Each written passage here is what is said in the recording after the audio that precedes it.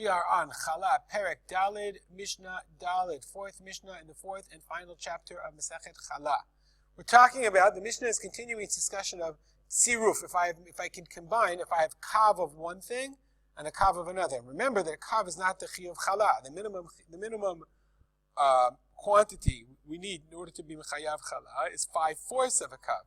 So now we're going to talk about a new kind of tziruf, of trying to combine two different types of dough. Says the Mishnah, kav chadash v'kav yashan shenashchu b'zeh bazeh. I have two pieces of dough, each one is a kav. One is chadash and one is yashan. Chadash means, as we've learned before, it means from the new year, wheat that grew after Pesach in this new year.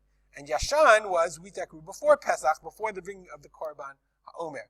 And just to refresh your memory, okay, we've learned in the Kahati notes in Trumot, Perek Aleph Mishnah Hey, we remember this din of Ein Tormin Al Chamin Chadash Al Yashan. You can't take Truma, and obviously Challah as well, from Chadash to Yashan, or from Yashan to Chadash. So therefore, if I have these two pieces, each one I cannot take from one for the other. I have to take from each one for itself, because they're from different years. They're different halachic categories of dough. Let's go back to our Mishnah. So our Mishnah says, Kav Chadash, the Kav Yashan Shenashchu Zeh Bazeh. These are exactly our case. So I have a kav of chadash and a kav of yashan that are kissing one another. They're connected. They're associated for the purposes of challah. Rabbi Shmuel Omer, Rabbi Shmuel says, Yito min ha'emtza. What I can do is, I can take from the inside, from here, from the emtza. I take a piece from here and a piece from here.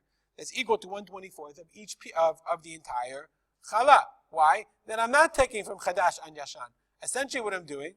Let me add a little. I'll insert a square so you can see.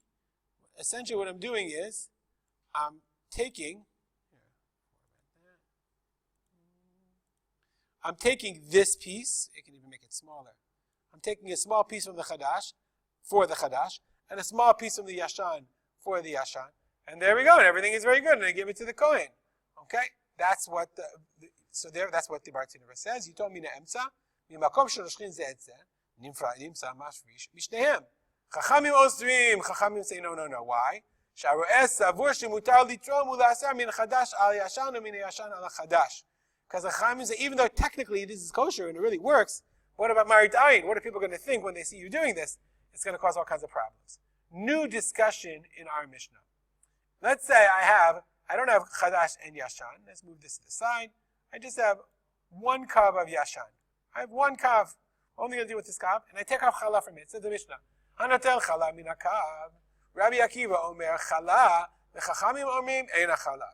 This is always one of these times when when we read something, you have to ask yourself which opinion is obvious and which is interesting. If you take challah from a kav, and remember a kav is not chayav in challah. Okay, Rabbi Akiva says it is challah, and the chachamim say eino challah. Which is obvious? The obvious is the chachamim are not chayav in challah. And you remember that we learned in the previous Mishnah that if I took off challah before I mixed the dough, then it's gezel, the kohen has to give it back, etc., etc. So here Rabbi Akiva is obviously very interesting. What in the world is Rabbi Akiva talking about? Look at the Bartanura, fascinating Bartanura. Rabbi Akiva omer challah, the Bartanura says, Hu sheishlim ala isa achar ken kishiur challah. He says, Rabbi Akiva says, what happened is, okay, if I have this dough, it's only one kav. Oops. It's only one kav.